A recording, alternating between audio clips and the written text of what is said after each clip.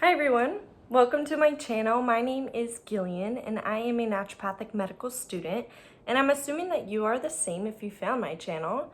I share lots of tips and tricks, personal experience, and information about my journey through naturopathic medical school to help you hopefully navigate those waters a little bit smoother.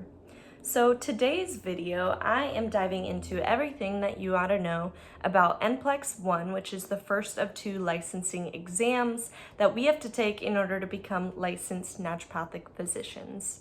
I won't lie to you, this is definitely the hardest test that I've ever taken, and I successfully passed it on my first attempt, and that feels so good, and I hope the same for you.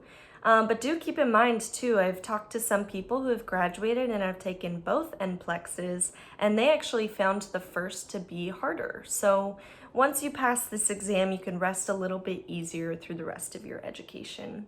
So throughout this video, I want to highlight the structure of the examination, how I personally studied, and make you aware of some resources that are available to you, mostly ones that are free. And I've also talked to some of my peers about their personal experiences and resources that they utilized to just expand upon my own perspective and bring some others in as well. So without further ado, let's get into it. The first thing that I want to make you aware of is how to register for this examination, and the fact that that is crucial to pay and register months in advance for this examination by a deadline that they set. And if you miss that, you won't be able to take the examination that round, and you actually have to wait until the next one. And this exam is offered twice a year, in winter and in summer.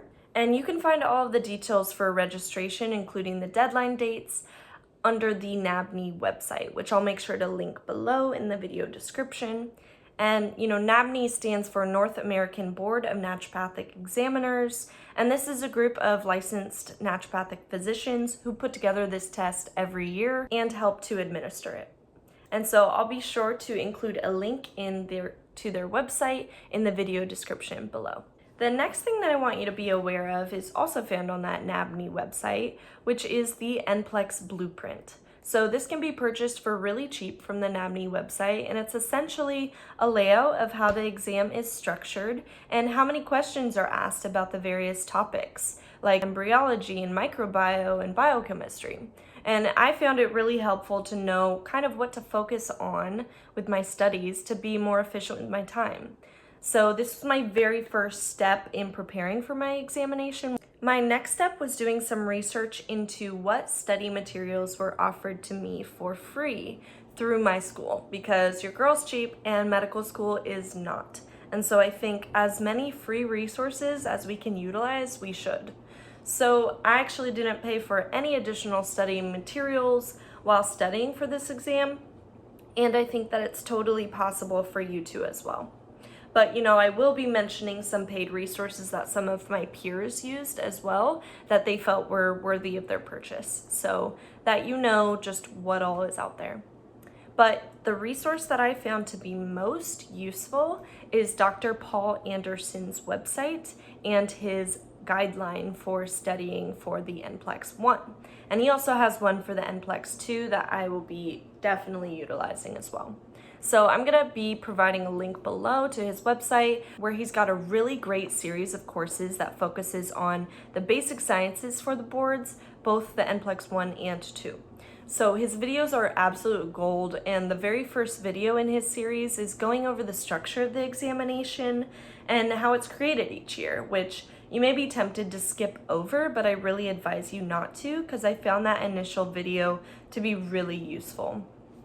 So I personally decided to start my studies 1 month prior to the examination, but I do have several friends who studied for a longer duration, more spread out over time, and that's absolutely a personal choice, and it's for sure based on, your other obligations in life and how you feel that you study best.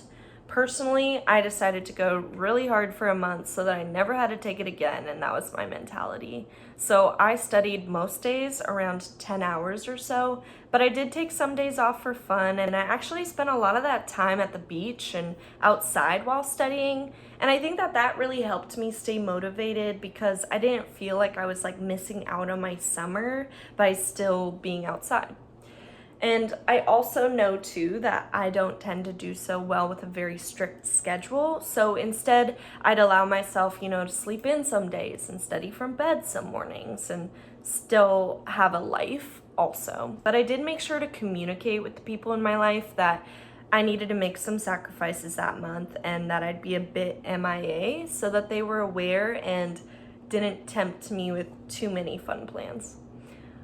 So back to the videos. The first thing that I did was watch all of the Dr. Paul Anderson's videos in succession, which I think took me about 2 days or so. And I just watched them throughout. I didn't take notes while watching them. I was just, being fully attentive. And then after I'd worked my way through a video, I would rate my current understanding of that topic covered in the video on a scale of 1 to 5, with 5 being, what I know, and I'm confident on it, and it's just review for me, and 1 being, oh shit, I need to study all of this, I don't have any of this just locked away. Because, I think that Dr. Paul Anderson makes a really good point in one of his initial videos that it's really tempting for us as humans to want to stick to what we know already, because it makes us feel good when we're just reviewing something that we already feel confident about. But he advises, and I do now as well, that you should start studying what you know the least first. I focused my studies firstly on the material in the videos that I rated the lowest in, and as I got closer to the test, then I was just reviewing the videos that I scored the highest in, and this reviewing just felt good. It didn't feel like I was panicking to study a lot of material that I didn't know so well. And as I was studying these various sections, I would supplement materials to better my understanding using resources like Sketchy Micro and Osmosis, for microbio, and also various videos on YouTube going over pathologies or, like the clotting cascade or whatever I needed some visual aids on to help me better lock in that material. And the way that I went about memorizing the material that I wasn't confident on was utilizing an app called Anki. And Anki is incredible. If you haven't heard of it before, I'm gonna link this as well. But Anki provides the easiest way to make flashcards and to speed study that I've found. So, I worked through Dr. Paul Anderson's videos and the NPLEX blueprint, and I found sticky spots for myself, and I would make flashcards on the topics to add to my deck. And I also inherited a pre-existing deck as well from an upperclassman that she had made, and I studied off of that deck as well, just for a bit of variety and kind of how the questions were asked. And also she included some topics that I had in mind. My hardest topic personally is biochemistry, and I had to get very creative with how I memorized these pathways, the cofactors, how many ATP are used in the reaction, things like that. So I made quite a lot of silly mnemonics to help me a lot for this section. Personally, my hardest topic is biochemistry, and I had to get really creative with how I memorized the various pathways, cofactors, how many ATP were used and in all the reactions and things like that. So I made quite a bit of silly mnemonics that I originally created, and I think that that's really crucial because I found myself trying to use some mnemonics that other people had made, and then I was struggling to remember the mnemonics. So the sillier the better also, I will say. Make them memorable for yourself, and I think that that's a really helpful tool with some of those things that are just not sticking. Another study resource that I found to be really useful was WildBrilliance Press, and my school actually offers me a 3-month subscription to WildBrilliance study materials, which includes their practice tests. So I highly recommend doing all of the practice tests that you possibly can. I did all of the ones that they offer, WildBrilliance, and I printed them out so that I could take them on paper like the test will be delivered to me. And I ran through them each actually multiple times over the months, scoring myself in the different sections like structure and function, disease and dysfunction, but even further into the little categories that I needed to improve my understanding of. And I found this to be really helpful to identify my weak points and help me even better prioritize my study time moving forward. And I also think it's pretty crucial too when going through these practice exams to not just understand why the right answer is right, but also why the other options are wrong as well. Another free resource that my school offered me was a review course over the summer, led by one of our professors. So I'd go to these review sessions in the mornings of the weekdays where the professor did a really quick overview of kind of the highlighted topics of the day. She'd highlight some common questions that have popped up on the exam over the years, and then we'd also take some practice tests together as a class. And I found all of this really helpful for me to kind of stay on track and focused on the task at hand, and also provide me some of those little pearls about what questions she has seen come up in past years. Another resource is one that you would have to pay for, but it's one that several of my classmates have used, which is called First Aid for the USMLE Step 1 book. So USMLE is the US Medical Licensing Exam, which is what MDs take in med school.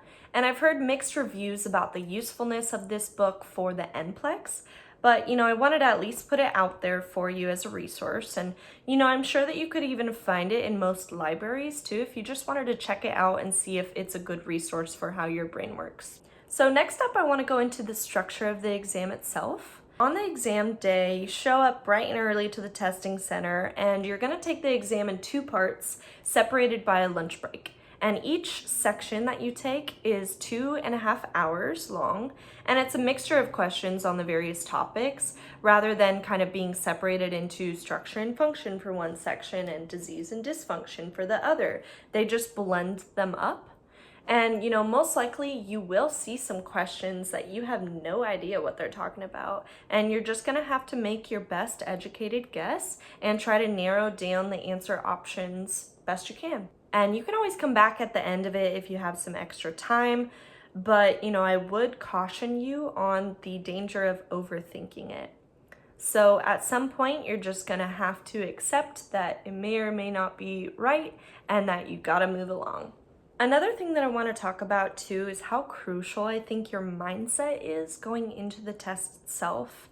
Try to take the day before the test really easy and minimally study, and maybe say some affirmations to yourself that you're smart and you're capable and that you will pass this test. I think if you go into it already feeling defeated, you're not going to perform at your best. I think confidence and preparation is key to these standardized exams. And I'd also advise you too to plan something really fun for yourself right after to look forward to, as a reward for your hard work. I personally planned a little solo trip to a hot springs resort afterward, and having that reward waiting for me at the end was a really great incentive personally, so something to consider. The testing day did feel quite long to me, and I definitely crashed afterward and slept a lot, and I was so relieved for it to be over. And I did have a gut feeling that I had done well enough to likely pass, so I was able to rest semi-easily. But you don't get your results back for 6 weeks, which is pretty brutal.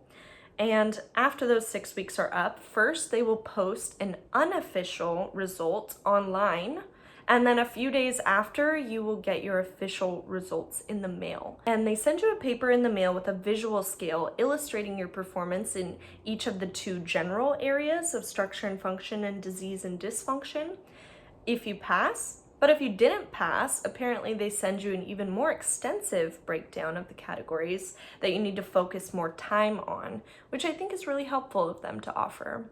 And ultimately, if you do have to take this exam again, know that it is not the end of the world and that many people have done so as well. And so long as you stay motivated and confident in your abilities, you will get over that hump and onto greater pastures. So that's all for today's video.